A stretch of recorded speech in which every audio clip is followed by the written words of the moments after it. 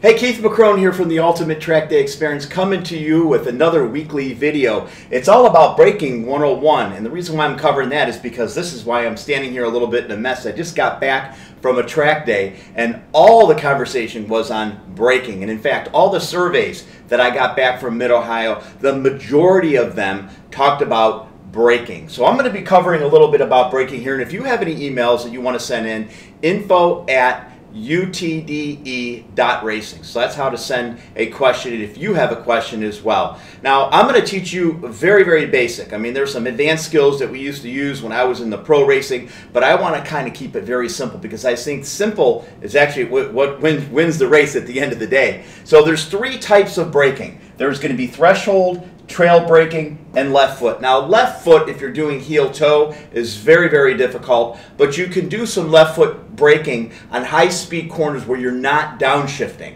I'd recommend, if you're something you don't have to pull the throttle out, and let's say you need to slow the car down just a little bit, use your left foot, bring it over, drag it on the brake pedal. It doesn't upset the balance of the car. It's something that you might have to get used to, start off slow, and I'm talking maybe 10, 15, 20% is all you're applying that brake while you have the gas pedal to the floor. So we're not going to be talking too much about left foot braking right now because it might not apply to us. But I am going to talk about threshold, and I am going to talk about trail braking.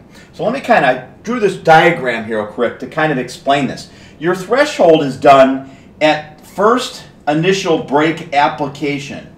So in your first initial brake application, this is where you're going to be doing the number one, which is the threshold braking. That means you're coming down the straightaway, you peel off the gas, you get on the brakes, you get on them as hard as you possibly can without locking up the tires and flat spotting the tires or putting the car off at the end of the straightaway. You do the majority of your threshold braking, and then you start to ease off the brake. And what happens is when you're easing off the brake, you now are trail braking into the corner. So you're actually going to be using the brakes. Maybe you're peeling it back 80%, 60%, 50, 30, all the way down to 0 on the brake pedal. And this here is where number 2 comes in. It's trail braking. Now these are 100 feet, 200 feet, 300 feet, 400 feet. So at 400 feet, you might be getting on the brakes, and boom, the threshold's going to stop at maybe 300, maybe the 200 mark, and you're going to start peeling it back. And then you're going to go right back to the gas pedal so that you can carry the power down the straightaway. Now, a couple things. A race car does not like to be in a neutral state. At least it likes to be on the gas or on the brakes. In this case, you can see we have a very, very short amount, I want to say, of neutral zone. And the only reason why I put that in there is because this is where the apex is at. So the apex is going to be where this little neutral zone is. And I'm doing this, so I'm drawing it so you can clearly see where the apex is at. Now, some people say, well, I want to go deeper in with the brake pedal. Well, that's fine. You can go as deep as you want, as long as the car is where you want it to be at the apex.